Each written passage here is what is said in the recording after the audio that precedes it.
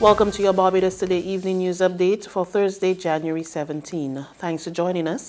I'm Fernella Wedderburn. Businesses in Barbados are being warned to develop digital transformation strategies or face extinction. The warning from Regional ICT Sales Manager for Barbados and the OECS at Productive Business Solutions, Ashish Atamchandani, who says that despite the introduction of new technologies, many organizations continue to operate the same way they did decades ago. He says companies will become less competitive and forced out of business if they do not go the route of digital transformation. What are we going to do about AI, big data, cloud or no cloud, privacy concerns, cybersecurity? You know, becoming more customer-centric. A lot of various concerns that we as a business need to look at and are elevated to the board level. So CIOs and CDOs must take responsibility for integrating digital into their business. We need to understand that customer expectations have changed. So do we have a flexible enough business model for our organization to achieve that, right? And technology isn't only about speed and bytes, we need to deliver real business value. Officials at Mount Gay Distilleries are still carrying out investigations to determine what caused yesterday's fire. Word of this from the company's managing director, Raphael Grisoni, who says work continues at the St. Lucie plant despite the blaze. In a media release, he revealed that the fire started early afternoon in a tank containing approximately 150,000 liters of non-aged rum. He says there was no damage to the rest of the distillery. He thanked the 30 fire officers of the Barbados Fire Service under the command of Deputy Chief Fire Officer Henderson Patrick for the quick response to and control of the fire, as well as distillery staff for the handling of the situation. There will be no reggae on the hill this year. That's because the event promoters have replaced the annual show with the much-anticipated Buju Banton Long Walk for Freedom Tour. Officials of Fast Promotion say the decision was made after the initial contract date for Buju was changed from April 6 to April 27, making it impossible for two such large events to be staged on consecutive days with the requirement for back-to-back production.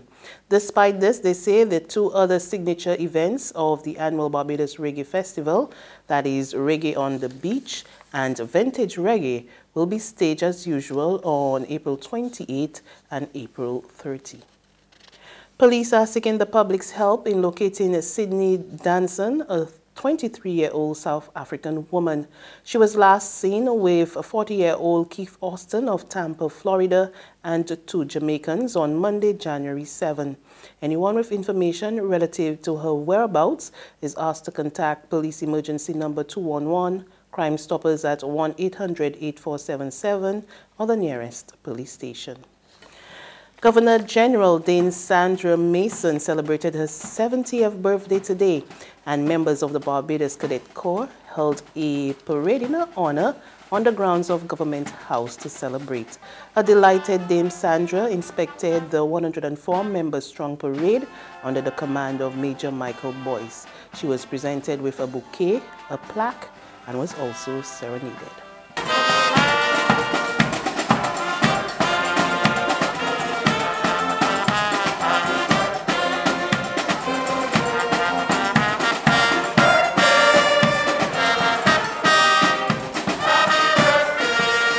There's regional and international news after this short break.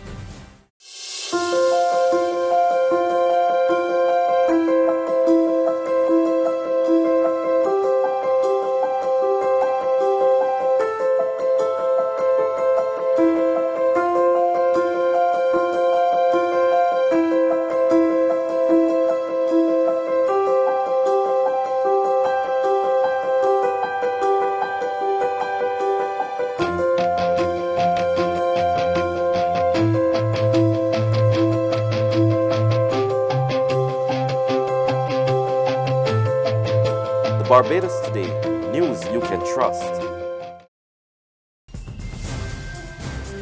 To news from our regional neighbors, general election is still some ways off, but that's not stopping the opposition St. Lucia Labour Party from oiling its election machinery.